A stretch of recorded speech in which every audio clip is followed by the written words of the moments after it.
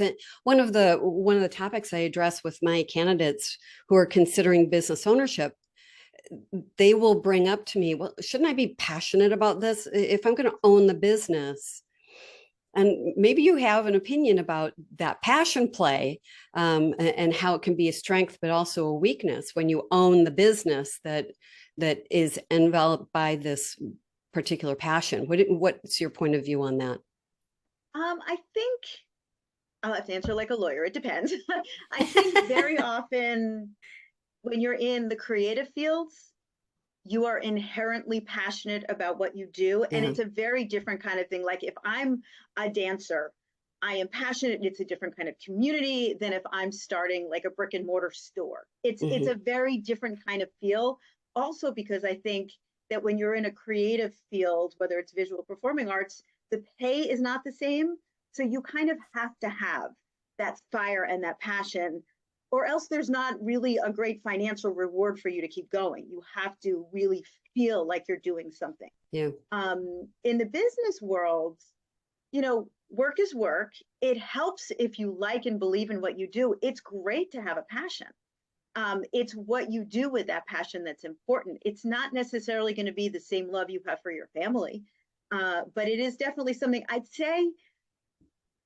I'd say it's important to like and respect and enjoy what you do, but also understanding that it's work. It can be frustrating. It can be hard. They don't call it work for nothing. It's not like I'm just going to go play the piano. If you want to be a professional pianist, you have to practice. You have to work for hours and hours a day. It's the same thing with running a business. You have to do the financials. You have to figure out what you're forecasting. You have to set goals and actually do them. Sometimes you have to fire people. Sometimes you have to hire people. It's not always to feed your passion. And let's face it, to get into business, the goal is to monetize that in a successful, profitable way. Why get into business? Why bother to become a professional? Well, unless you've got money and something to fall back on.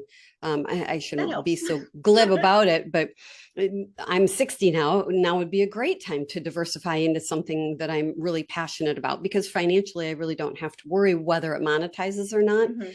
But most people are running a business because they need it to sustain a household, or help to Right. Or bring another income. passion, a Mhm. passion where they don't have to feel like they're working for it, but they want to help feed it. The thing that I'm really cautious of when I'm working with my candidates and talking about activities, hobbies, and interests is to ask them, does this nourish your soul? Does it help you unplug from the reality of your day, your marriage, whatever is going on?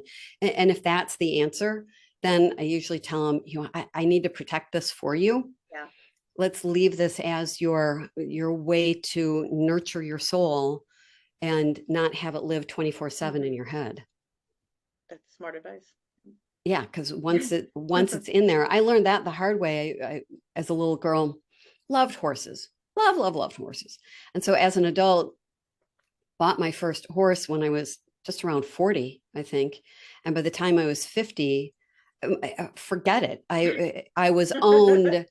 My Yep. passion owned Yep. me, and I wasn't having fun anymore. And my Yeah. three words are joy, fun, and yes. Those are Hmm. my three favorite three-letter words. And I was getting no.